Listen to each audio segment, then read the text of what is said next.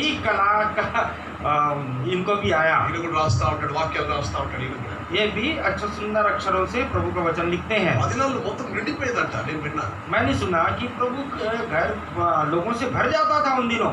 కానీ దయానంద్ గారు అంటే ఇంటి యజమానుడు, दयानंद जी जो इस घर के मुखिया हैं, ఆయన ప్రతి చౌక్లో ప్రతి చౌరస్తాలో నిలబడి స్వార్థ చెప్పేవాడు. ఇక్కడ అంటే ఇక్కడ మిస్టరీ మీకు తెలియాలి కదా. यहाँ का इतिहास आप लोग को पता करना है, कि पता होना चाहिए करके हम आपको बता रहे हैं। ఇంత ఆర్ఎస్ఎస్ అపోజిషన్ ఉండేది కాదు, ऐसे क्रिस्ट विरोधी तत्व नहीं थे, ఇంత ఎదిరింపులు ఉండేవి కాదు. కనుక ఆయన ప్రతి చోట బైక్ పట్టుకొని సైకిల్ పట్టుకొని స్వార్థ చేసుకుంటూ తిరిగేవారంట దయానంద్ గారు. आज के समान इतना मसीह विरोधी लोग नहीं थे उस समय। दयानंद जी जो इस घर के मुखिया हैं, वो हर चौक में हर जगह जाके सुसमाचार प्रचार करना और पत्रिका देने का साइकिल में उन दिनों करते थे। ఉద్యోగం చేసుకుంటూ ఉద్యోగం రాగానే బట్ సైకిల్ తీసుకొని బైక్ తీసుకొని వెళ్ళిపోయేవారు ఆయన. और नौकरी के ड्यूटी से आने के बाद साइकिल उठाकर माइक लेके चले जाते थे सेवा के लिए। పక్కన ఉన్నటువంటి ఒక హిందూ కుటుంబం ఉంది, यहाँ पर बाजू में एक हिंदू परिवार है, ఆ కుటుంబంతో రక్షింపబడింది దైవజన్ ద్వారా. और इसी प्रभु के जन के द्वारा पूरा परिवार उद्धार पाया। నేను మొట్టమొదటిసారి 99లో వచ్చినాను నేను. तो मैं सबसे पहले यहाँ पर 1999 में आया था। అప్పుడు ఇక్కడ దాసుని కలిసినాను. तब मैं उस प्रभु के दास से मेरी मुलाकात हुई थी। ఎంతో పెద్దోడు నాకంటే, मेरे से उम्र में काफ़ी बड़े हैं वो। ఎంత గౌరవిస్తున్నాడు, దైవజనుడు చాలా గౌరవిస్తున్నాడు. वो प्रभु के जन को बहुत आदर दे रहे थे। నా వయసు ఆయన చాలా తారతమ్యం. हम दोनों के उम्र में काफ़ी अंतर है। కానీ ఒక సేవకుని ఎట్లా ఆదరిస్తున్నాడు, ఎట్లా నేను చూడగలిగిన ఈ కుటుంబము సేవకుల్ని ప్రేమించే కుటుంబము, సేవకుల్ని చాలా అంటే వాళ్ళని ఆదరించి వాళ్ళకి సహకరించే కుటుంబం. उन दिनों ही मैंने देख लिया कि यह परिवार सेवकों का आदर करने वाला और सेवकों के साथ मिलकर काम करने वाला परिवार है। బేతేలు ఏదో మేము పెట్టింది కాదు, ఇది बेतेल हमारे रखा हुआ स्टार्ट किया हुआ नहीं है। దైవజనులు ఆరంభించిపోయినటువంటి సేవా పరిచర్య. प्रभु के दास लोगों का आरंभ किया हुआ सेवा का काम है ये। ఇక్కడ కూర్చుంది హారతి కూర్చుంది ఇక్కడ. यहाँ पर आरती बैठी है, హారతి వాళ్ళ మమ్మీ కుంతి आरती की माँ कुंती। में ना दिया है सब पुराने लोग. వాళ్ళందరూ ఆతోళ్ళు। వాళ్ళు అప్పుడు దైవజనులతో కలిసి ఎంతో సేవ చేస్తారు. तब वो परमेश्वर के दास से मिलकर काफी सेवा किए हैं। ఆదర్శ గారు వెళ్ళిపోయినారు, आर्थर शाह जी चले गए, దయానంద్ గారు కూడా వెళ్ళిపోయినారు. दयानंद जी भी चले गए। ఇంకా కాపులేని గొర్రెలాగా ఇబ్బంది వచ్చింది. अब बिना चरवाही की भेड़ों के समान सब भटक गए हैं। కానీ దేవుడు తన సంకల్పం ఆయన మానవుడే. लेकिन परमेश्वर अपने संकल्प को भूलता नहीं है। అక్కడ సీఎంలో చిన్న ఒక అంటే సేవకుడు ఉండగా సేవకుడు పక్కన పెట్టేసి వాళ్ళంతా చేస్తా ఉంటే వీళ్ళు పాపం తట్టుకోలేకపోయినారు. तो सियोन में प्रभु का सेवक अभिषेक आदमी को साइड में रख के खुद ही सब सेवा कर रहे हैं, तो कुछ लोगों को बर्दाश्त नहीं हुआ, కొద్దిగా సమాధానం కలిగి వాళ్ళు ఇక్కడికి వచ్చేసినారు. तो कुछ लोगों को अशांति होकर यहाँ आए। తర్వాత వాళ్ళు హెబ్రోన్కి లెటర్ రాస్తున్నారు. फिर बाद में उन्होंने हेब्रोन को लेटर लिखा। పరిస్థితి ఇట్లా ఉంది, అనాథలుగా ఉంటున్నాం మేము. हम भी बिना चरवाहे के समान अनाथ हैं। వాళ్ళు ప్రార్థన చేసి तो उन्होंने प्रार्थना करके సో నన్ను కూడా ఇక్కడ పంపించినారు. నాకు కూడా వాళ్ళు చెప్పారు. तो भाई ने मुझे यहाँ पर प्रार्थना पूर्वक भेजे हैं और मुझे भी कहा गया। దైవజనులు ఎవరైతే ఆత్మీయంగా దేవుని చిత్తాన్ని నడుచుకుంటూ వాళ్ళతోనే ఉంటాం మేము. हम लोग जो प्रभु की इच्छा के अनुसार आत्मिक लोग हैं उन्हीं के साथ हम जुड़े रहते हैं। కొట్లాటలు చేసుకోవతమే ఉన్నాం. लड़ाई झगड़ा जो होता है कोर्ट कचहरी, उन लोगों के साथ हम नहीं रहते। నాకు తెలిసినట్టు దైవజనులు కొంతమంది ఉన్నారు, వాళ్ళు చాలా ఆత్మీయ ఇప్పుడు మోకాలకు ఉంటారు. और मुझे मेरी जानकारी में कुछ परमेश्वर के जन हैं जो हमेशा वो एक तो आत्मिक है और हमेशा घुटनों में रहते हैं। ఆయన ఎంత ఆత్మీయుడు ఒక మాట చెప్తాను నేను. वो इतने आत्मिक है। एक छोटा उदाहरण बताता हूँ। జీటీ బెంజమిన్ గారు ముందుకు వెళ్ళిపోయినారు. భగత్ సింగ్ గారు చేత అభిషేకించున్నాడు ఎల్లర్ ఆయన. भाई भगत सिंह के द्वारा अभिषिक्त व्यक्ति जीटी बेंजामिन जी प्रभु के पास चले गए। మన సామెతకు తెలుసు. సో ఆ జీటీ బెంజమిన్ గారు రోజులకు వెళ్ళిపోయిన తర్వాత तो भाई जीटी बेंजामिन प्रभु के पास जाने के बाद ఆయన సీట్ ఖాళీ అయిపోయింది. उनका जगह खाली हो गया। మరి ఇప్పుడు ఎవరు దైవజనుడు అక్కడ కూర్చోవాలండి. तो वहाँ पर कोई प्रभु का जन बैठना है, అది మామూలు సీటు కాదు, वो कोई साधारण सीट नहीं है। కొత్త కొత్త దైవజనులు అక్కడ కూర్చున్నారు. बड़े बड़े प्रभु के दास लोग वहाँ बैठे हैं। ఆ దినాల్లో ఉన్న పాత దైవజనులు భక్తి సింగ్ గారితో ఉన్న దైవజనులు కూర్చున్న స్థలం అది. उन दिनों में भाई भक्त सिंह के साथ जो रहे हुए प्रभु के అభిషిక్తులు दास కూర్చున్న స్థలం అది. अभिषिक्त लोग रहे थे, वो लोग वहाँ पर बैठा हुआ जगह है। అప్పుడు ఈ దైవజనుడు వచ్చినాడు. तब ये परमेश्वर का जन आया। హెబ్రోన్లో ఉన్న పెద్దలు సేవకులందరూ చైన్ పట్టుకున్నారు. तो हेब्रोन के जो बड़े लोग हैं, एल्डर्स हैं, सब आके उनसे मिले రిక్వెస్ట్ చేస్తున్నారు. और उनसे विनती किए, brother just only SIT here and guide us. केवल आप यहाँ बैठ के हमें निर्देश दीजिए। మమ్మల్ని నడిపించి జస్ట్ మీరు కూర్చోండి అంతే మాకు చాలు. अब केवल आप बैठिए, अगुवाई कीजिए, बस इतनी काफी है। కూర్చుని నడిపిస్తే చాలు. మేము ఇప్పుడు హెబ్రోన్లో ఎవరు లేరు ఎక్కువగా నడిపించేవారు. గిడ్డి గారు వెళ్ళిపోయినారు.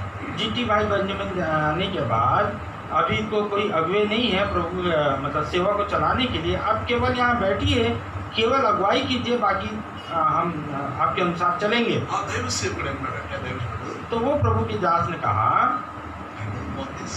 मैं ये जगह नहीं चाहता, నేను ఇట్లా ఈ సీట్లు నాకు వద్దన్నాడు. ये सीट, ये पद, ये कुर्सी मुझे नहीं चाहिए। ఐఎమ్ ఓన్లీ కూలీ. मैं एक कुली हूँ ఒక దేవుని యొక్క ఒక కూలివాడిని. और परमेश्वर का एक कुली हूँ। నేను ఇక్కడ సీట్లో కూర్చోడానికి గత అధికారులకు కూర్చోడానికి నేను రాలేదు. मैं यहाँ पर इस कुर्सी पर बैठकर अधिकार जताने के लिए मैं नहीं आया हूँ। కేవలము స్వార్థ ప్రకటించి ఆత్మ సంపాదించాలి, సంఘ క్షేమం కొరకు నేను వాక్యం చెప్తాను, అంతేగాని నాకు ఈ వద్దు అన్నాడు. केवल कलीसिया की उन्नति के लिए सुसमाचार बताकर लोगों का उद्धार करने के लिए मैं चाहता हूँ। मुझे ये सब पद और कुर्सी नहीं चाहिए। ఇది ఎప్పుడు పిలిస్తే నేను వచ్చి సహాయం చేస్తాను. जब आप मुझे बुलाएंगे मैं आप लोग को आके मदद करूंगा, నాకు మాత్రం ఇది వద్దాను. लेकिन मुझे तो ये कुर्सी नहीं चाहिए। అందరూ ఆశ్చర్యపడ్డారు. सब आश्चर्यचकित हो गए। నిజంగా ఆత్మీయుడు. सच में ये आत्मिक है। కుర్చీలు కూడా కొట్లాడుతూ ఉన్నారు ఇప్పుడు. और अभी की परिस्थिति तो कुर्सी के लिए लड़ रहे हैं। ఆయన నా కుర్చీలు వద్దాను. तो उन्होंने कहा कि अभी मुझे यह सब कुछ कुर्सी नहीं चाहिए। అంత్య దినాల్లో ఉన్నా మనం చాలా జాగ్రత్తగా ఉండాలి. ఎవరు ఏ దైవజనులు కరెక్ట్గా ఉన్నారు, ఎవరితో మనం ఉండాలి, చాలా జాగ్రత్తగా ఉండాలి. तो हम जो अंतिम दिनों में जीवन बिता रहे हैं, हमें बहुत सावधान रहना चाहिए कि कौन आत्मिक है, कौन सच्चे परमेश्वर के दर्शन में, परमेश्वर की अगुवाई में चल रहे हैं, उनके साथ हमें बने रहना है। లేని పక్షాన यदि ऐसा नहीं है మనము అతని పాపంలో వారి భాగస్వాములం అవుతాం. तो हम उसके पाप में भागी होंगे, కనుక జాగ్రత్తగా ఉండాలి. इसलिए बहुत सावधान रहना है। మంచి దైవజనులు ఉన్నారు ఇప్పుడు కూడా, आज भी प्रभु के अच्छे सेवक हैं, కానీ ఇన్సిగ్నిఫికెంట్ దాచబడి ఉన్నారు. लेकिन वो लोग छिपे हुए हैं। వాళ్ళు దేవుని యొక్క సన్నిధిలో ఎప్పుడు మోకాలు మీద ఉంటారు. वो हमेशा प्रभु की उपस्थिति में घुटनों में रहते हैं। నేను హెబ్రోన్లో ఉన్నప్పుడు భక్తి సింగ్ గారు రూమ్లో ఉండి అక్కడ దగ్గర ఉండేవాడిని. जब मैं हेब्रोन में था तो भाई भक्त सिंह के कमरे के पास सेवा दिया गया ఈ मुझे। దైవజనుడు వచ్చేవారు. तब ये प्रभु के जन आते थे నేనే చూసుకునేవాడిని నా దైవజనుడిని. और उस प्रभु के जन को मैं ही सेवा देता था। మార్నింగ్ పోతే మోకాలు మీద ఉండేవాడు. सुबह जाने के देखने से घुटने में रहता था, మరి మధ్యాహ్నం పోయి చూసిన మోకాలు మీద ఉండేవాడు. दोपहर को जाके देखता था तो घुटने में रहते थे। సాయంకాలం పోయి నేనే టీ కాఫీ తీసుకొని ఇచ్చేవాడు. मैं ही चाय कॉफी देने जाता था, शाम को भी घुटने में। हाँ, ఎప్పుడు పోయినా ఆయన మోకాలు మీద నిలబడేవాడు. जब भी मैं जाऊँ वो हमेशा घुटनों में ही रहते थे। అట్లా భక్తి సింగ్ గారు ఉండేవారు అంతకుముందు. उसके पहले ऐसे घुटने में भाई भक्त सिंह रहते थे। భక్తి సింగ్ గారు ఆరంభ దినాల్లో ఆయనతో వచ్చిన చెత్తపల్లి వారు ఆయన చూసినారు. भाई भक्त सिंह के सेवा के आरंभ के दिनों में उनके जो सहकर्मी थे उन्होंने उनको घुटनों पे, हमेशा घुटनों पे देखा। కాలింపాంగ్ లో సేవ ఆరంభించినటువంటి దైవజనుడు జోర్డాన్ ఖాన్ గారు భక్తి సింగ్ గారు కలవడానికి వచ్చినాడు మద్రాస్ కాలింపాంగ్ నుంచి. कलिंगपोंग में जो सेवा आरंभ किए हैं प्रभु के दास भाई जॉर्डन एक बार मद्रास में भाई भक्त सिंह से मिलने आए। కాలింపాంగ్ నుంచి వచ్చినాడు. कलिंगपोंग से आए, అంత దూరం నుంచి వచ్చినాడు. इतने दूर से आए। వచ్చి పొద్దున నేను భక్తి సింగ్ గారిని కలవడం చెప్పాడు మద్రాస్. मद्रास में आके उन्होंने कहा कि सुबह मैं भाई भक्त सिंह से मिलना चाहता हूँ। అప్పుడు వాళ్ళు అన్నారు భక్తి సింగ్ గారు ఆయన ప్రార్థనలో ఉన్నారు. तब भाई भक्त सिंह प्रार्थना में थे।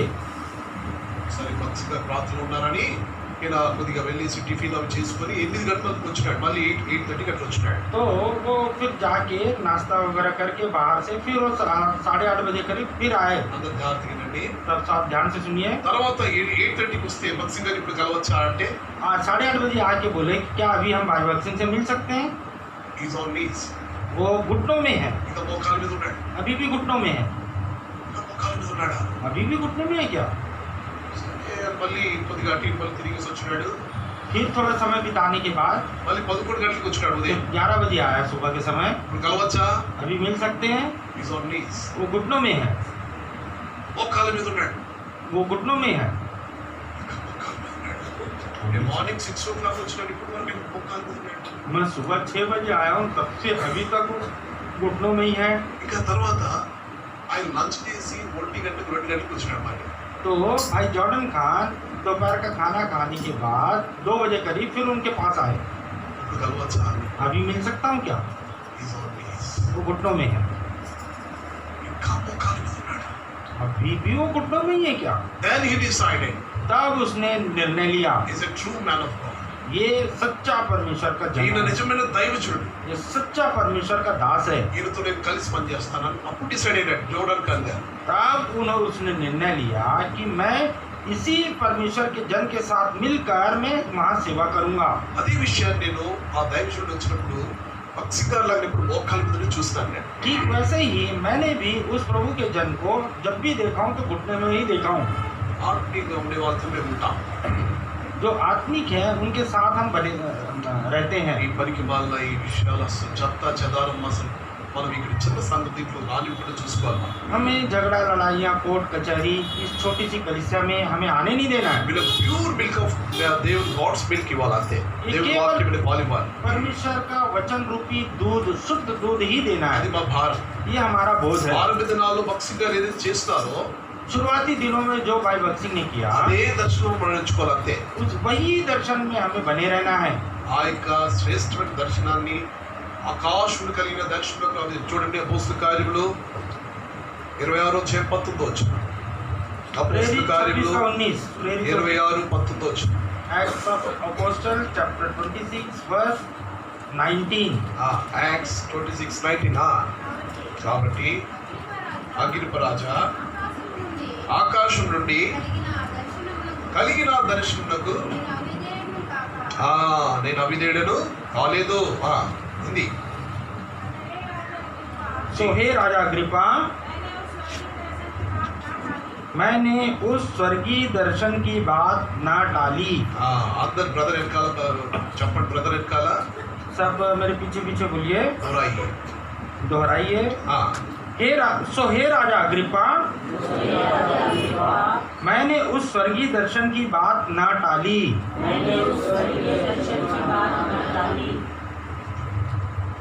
నాయకులు తెలుగులో చెప్పండి. అగ్రిప్ప రాజా ఆకాశం నుండి కలిగిన దైవ దర్శనమునకు నేను అవిధేయుడని కాలేదు. ఇది పౌలు గారి యొక్క మంచి శ్రేష్టమైన మాట. ये पौलुस जी के द्वारा कहा हुआ एक उत्तम बात है। ఒకే మాట. एक ही बात, దేవుడిచ్చిన దర్శనంలో నడుచుకోవాలి. प्रभु ने जो दर्शन दिया उसी में बने रहना है। అంటే దర్శనం చూడండి, ఆకాశం ఏదో కనబడుతుంది మనకు పౌలు గారు కనబడినట్టు. जैसे पौलुस जी को दर्शन मिला वैसे क्या हमें आकाश से दर्शन आएगा क्या? అట్లా కాదు. वैसा नहीं। ఈ దినాలు ఎందుకు ఇవ్వట్లేదు? इन दिनों में क्यों नहीं दर्शन दे रहा प्रभु? ఆకాశం ఇట్లా ఇట్లా మనకేం చూపించాడు ఇప్పుడు అది. अभी आकाश में कोई चिन्ह प्रभु हमें दिखाएंगे नहीं। ఎందుకు? क्यों? Full revolution has been given. हमें पूरा प्रकाशन इस बाइबल में दे दिया गया పూర్తి है। ప్రత్యక్షత వచ్చేసింది ఇప్పుడు. सारा प्रकाशन इस बाइबल के द्वारा हमें दे दिया है। ప్రకటన ఎన్ని అధ్యాయాలు ఉన్నాయి? प्रकाशित वाक्य में कितने अध्याय हैं? ఎన్ని ఉన్నాయి? 22। 22 అధ్యాయం లేదు. अब 23वां अध्याय नहीं है, 22 22 ही है। అది లా సమాప్తం ఉంటుంది అక్కడ. उसके बाद में लिखा समाप्त। ఇంకేదైనా వేరే దేవుడు చెప్తున్నారా? या उसको छोड़ के और कुछ बोल रहे हैं क्या? ఈ మోర్మన్స్ వాళ్ళు మోర్మన్స్ तो ये अधिक मन वाले हैं। अच्छा, एक मोर मंच करके एक संस्था है। మోర్మన్స్ ఆయన ఏం చేసినాడంటే तो उसने क्या कहा, నాకు గ్యాబ్రియల్ దూత మిఖాయేల్ దూత ప్రత్యక్షమైనారు. मुझे जिब्राइल और मिकाएल दूत ने दर्शन दिया తండ్రి దేవుడు నన్ను పంపించినాడు, యేసు నన్ను పంపించాడు నీ దగ్గరికి. और स्वर्गदूतों ने कहा कि पिता परमेश्वर ने मुझे तुम्हारे पास भेजा है। स्वर्गदूतों ने कहा తప్పు. अब वो गलत है, झूठ है। చాలా భయంకరంగా మోసం చేసినాడు సంఘాన్ని. और बहुत सी कलीसिया को भयंकर तरीके से धोखा दिया। సంఘం చచ్చిపోతుంది కనుక నువ్వు వాడిని బతికించాలని ఆయన లేపినాడంట. तो वो ये बात का प्रचार करने लगा कि कलीसिया मर रही है, प्रभु ने मुझे खड़ा किया करके इस प्रकार का दुष्प्रचार किया। ఆయనకు అప్పటికే 5 భార్యలు. तभी उसकी 5 पत्नियां थी। సంఘానికి వచ్చేటువంటి ఒక ఆయనకు ఆల్రెడీ భార్య, और एक स्त्री जिसका पहले से पति था, ఆమెను విడగొట్టి ఆమె పెళ్లి చేసుకున్నాడు. उन दोनों को अलग करके उससे उसने शादी किया దాన్ని మోర్మన్స్ అంటారు. और उसको मोरमन्स करके एक संस्था है. అంటే ఈయన దేవుని దగ్గర నుంచి పెద్ద దర్శనం పొందినాడు, ఈయనను మనం వెంబడించాలి అన్నటువంటి భయంకర తప్పుడు దర్శనం. और भयानक लोगों को गलत तरीके से गुमराह करने लगा और लोगों में ये एहसास दिलाया कि ये परमेश्वर की ओर से इसने दर्शन पाया है, इसके पीछे हमें चलना है. జ్ఞాపకించుకోండి, याद रखिए ప్రకటన 22 అధ్యాయం మాత్రం ఉంది. प्रकाशित 23 अध्याय तक ही है, 22 अध्याय तक ही है, 23 లేదు ఇంకా. 23 है ही नहीं. ఇంకెవరైనా నాకు దర్శనం దొరికింది ఇట్లా చేయాలా అట్లా చేయాలన్నారు అనుకుంటే చాలా జాగ్రత్త, వాళ్ళతో అస్సలు జాగ్రత్త మనం కలగకూడదు. इन प्रकाशित वाक्य 22 अध्याय में जितने दर्शन है उसको छोड़ के किसी और दर्शन की बात कोई करे तो उन लोग से बहुत सावधान रहना है, उनसे मिलना ही नहीं है. కొన్ని తప్పుడు బోధలు కలిగినటువంటి సంఘాల గురించి చెప్తున్నారు, అవి రాసుకోండి, మీరు గుర్తుంచుకోండి, వాళ్ళతో దూరం ఉండండి. कुछ बाइबल भी बताती है, कुछ झूठे प्रचारक आएंगे, उनके चिन्ह मैं बता रहा हूँ, हो सके तो नोट कर लीजिए. ऐसे लोगों से बहुत सावधान रहना है. మొట్టమొదటిగా యెహోవా విట్నెసెస్ అంటే యెహోవా సాక్షులు. सबसे पहले यहोवा विटनेस, వాళ్ళు యేసును పూర్తిగా తప్పు చేసి ఆయన ఒకటి బోధకుడే, దేవుని కుమారుడు కాదంటారు. और वो लोगों का प्रचार ये है कि प्रभु यीशु मसीह केवल एक उपदेशक है, वो प्रभु पूरा यहोवा ही परमेश्वर है करके प्रचार करते हैं. మోర్మన్స్ అనేది కూడా తప్పుడు బోధ. और मोरमन्स ये भी गलत शिक्षा का प्रचार करते हैं. ఇంకోటి బ్రెన్నమైట్స్ और एक ब्रेनमाइट्स, బ్రెన్హామ్ అనేటువంటి ఒక తప్పుడు బోధకుడు ఉన్నాడు. ब्रेनहाम एक झूठा भविष्यवक्ता है, झूठा प्रचारक. ఆయన ఏమంటారంటే ఆయన తను తాను ప్రొక్లెయిమ్ చేసుకున్నాడు. ఏమంటే वो अपने आप को इस बात का प्रकट करने लगा. అంత్య దినాల్లో ఏలియా వస్తాడు, अंतिम दिनों में एलिया आएगा, నేనే ఆ ఏలియా అన్నాడు. वो एलिया मैं ही हूँ. అప్పుడు 6 కోట్ల మంది ఇప్పుడు ఆయనతో ఉన్నారు. ఇప్పుడు अभी 6 करोड़ लोग उसके फॉलोअर है. ఇట్లా చాలా తప్పుడు బోధలు వచ్చినాయి. इस तरह से बहुत ही झूठे प्रचारक आज आए हैं. ఇంకోటి మన రాయపూర్లో కూడా వచ్చి జాగ్రత్తగా ఉండండి. అది और वो रायपुर में भी आया, बहुत सावधान रहिए. పరలోకపు తల్లి, स्वर्गीय माता, పరలోకపు తల్లి అంట. हेवनली मदर, ఆ హెవెన్లీ మదర్ అని భయంకరంగా ఉంటుంది. ఆ తప్పుడు బోధలు కూడా పోకండి. తర్వాత ఎప్పుడన్నా టైం బైబిల్స్ లో చెప్తాను ఇవన్నీ. ये सब बाइबल अध्ययन में और आगे मैं और स्पष्ट करूंगा, लेकिन ये भयंकर गलत शिक्षाएं हैं, इनसे सावधान रहना है. ఇంకోటి the church of almighty God, और ये है सर्वशक्तिमान परमेश्वर का चर्च, कलीसिया. వాళ్ళు ఏం చేస్తారు, నీ మాట లేదనుకో నిన్ను వచ్చి కొట్టి చంపేస్తారు వాళ్ళ సాహసంలో రావడానికి. और वो लोग अपनी संगति में लाने के लिए यदि आपको प्रचार करेंगे, यदि आप नहीं सुनेंगे तो आके जान से भी मार देंगे. భయంకరమైన క్రూరమైన సంఘాలు వచ్చేస్తున్నాయి. ऐसे क्रूर भयानक संगति आ गए हैं. సైన్స్ క్రిస్టియానిటీ అని వచ్చింది ఒకటి, సైన్స్ క్రిస్టియానిటీ రెండు వచ్చినాయి. और एक है मसीही विज्ञान, विज्ञान और मसीही. బైబిల్ సైన్స్, बाइबल में साइंस, बाइबल का विज्ञान. అది సైన్స్ ఉంటే కానీ నంబర్ 1. और जब तक इसकी हर एक बात में साइंस से लिंक नहीं होगा, तब विज्ञान से लिंक नहीं होगा, तब तक बाइबल की बात पर भी विश्वास नहीं करते हैं. సైంటిఫిక్ ప్రూఫ్ ఉండాలని వాళ్ళు ఏదో అంత వాదిస్తూ ఉంటారు ఎక్కువగా. उन लोग हमेशा इस बात का तर्क करते हैं कि वैज्ञानिक प्रमाण होना चाहिए. ఒకటి జ్ఞాపకించుకోండి, एक बात याद रखिए, యేసు ఒకే మాట అన్నారు, प्रभु यीशु मसीह एक ही बात कहे, చూచి నమ్మువాడు కంటే చూడక నమ్మువాడు ధన్యుడు. धन्य वो है जो बिन देखे विश्वास करता है. చూసి నమ్మేది ఏంటి? కానీ आप देख के तो विश्वास क्या करना? విశ్వాసం అనేది ఏంటి అసలు? विश्वास क्या होता है? చూడని వాడిని, నిరీక్షించే వాడిని మనం నమ్మడమే విశ్వాసం. जो चीज हमने नहीं देखा, जिन चीजों पर हमारी आशा है, उस पर विश्वास करना ही विश्वास है. చాలా తప్పు బోధలు ఉన్నాయి. చర్చ్ ఆఫ్ సైటన్ కూడా వచ్చేసింది. अभी तो शैतान का चर्च भी आ गया, शैतान की कलीसिया भी आ गई. సాతాను సమాజం వారని ప్రకటన గ్రంథంలో ఉంది ఆల్రెడీ. प्रकाशित वाक्य में लिखा है शैतान के समाज के लोग भी होंगे. చాలా భయంకరం. ये महाभयंकर है. తప్పించుకొని మనం ప్రభు కొరకు నిలిచి ఉండాలి. और इन सब बातों से बचकर हमें प्रभु के लिए स्थिर रहना है. తప్పుడు బోధల్ని తప్పించుకొని गलत संगति से, गलत उपदेशों से बचकर భక్త్ సింగ్ గారు మనల్ని మంచి శ్రేష్టమైన ఒక మంచి సాహసంలో తెచ్చినాడు. भाई भक्त सिंह बाइबल के आधार पर एक बहुत ही सुंदर दर्शन में हमें लेकर आए. చూడండి, ఇప్పుడు వేరే మందిరాలకు వెళ్తే अभी दूसरे चर्चों में हम जाते हैं, మ్యారేజ్ జరుగుతూ ఉంటుంది. शादी होता है. ఆ మ్యారేజ్ జరుగుతూ ఉంటే వాక్యం చెప్తారు ఒక 10 నిమిషాలు అంతే, 10 मिनट वचन देंगे, తర్వాత తాలిబొట్టు తీస్తారు. उसके बाद एक मंगलसूत्र लेंगे। మా ఇక తాలిబొట్టు తీసి मंगलसूत्र लेकर భారతదేశం సాంప్రదాయం హిందూ సాంప్రదాయం మనకు చాలా మంచిది అంటారు. हमारे देश भारत देश का रीति रिवाज बहुत ही उत्तम है, श्रेष्ठ करके बताते हैं। చాలా మందిరాల్లో बहुत से चर्चों में ఆ తాలిబొట్టు ఇట్లా కట్టేస్తా ఉంటారు. और वो मंगलसूत्र ऐसे बनवाते हैं ఇంకా నక్షత్రం వేయడము और वो चावल का दाना सिर पे डालते हैं। చాలా విషయాలు సంఘాలు వచ్చేసినాయి. और बहुत से ऐसे रीति रिवाज जो आज कलीसिया के अंदर आ गए हैं। యాక్చువల్లీ ఆచారం ఎక్కడి నుంచి వచ్చింది? అది यह रीति रिवाज कहाँ से आया? శివుడు ఆయన భార్యకు తాళి కట్టినాడు.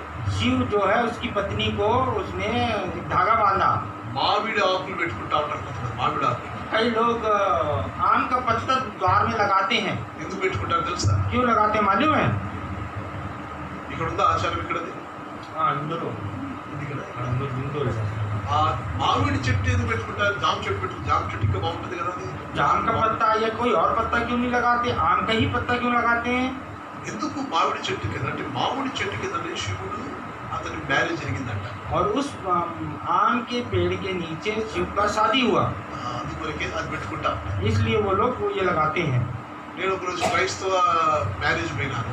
एक दिन मैं मसीही विवाह में गया। ఇంట్లో మామిడాకులు బయట మామిడాకులు అని ఇక్కడ చూసిన మొత్తం కట్టేసి ఉన్నాయి. घर के अंदर बाहर पूरा जगह में आम के पत्ते बांध दिए ముగ్గేస్తా ఉంటాయి. और रंगोली डालते हैं, ముగ్గులు వేస్తూ ఉంటాయి. रंगोली बनाते हैं। ఆ ముగ్గు వేసినప్పుడు ఒక దేవత ఇంట్లోకి వచ్చేస్తుందంట. तो एक जब रंगोली बनाते हैं एक देवी अंदर आती है बोलते हैं। అది వాళ్ళ ఆచారం. ये उनके रीति है। అంటే ఇవన్నీ ఎవరు పాటిస్తున్నారు? ये सब अभी कौन आचरण कर रहा है? క్రైస్తవులు కూడా పాటిస్తున్నారు. मसीही लोग आचरण कर కానీ रहे हैं। ఎప్పుడైతే భక్సింగ్ వచ్చినారో लेकिन जब भाई भगत सिंह आए వీటన్నింటి నుంచి इन सब बंधनों से प्रभु ने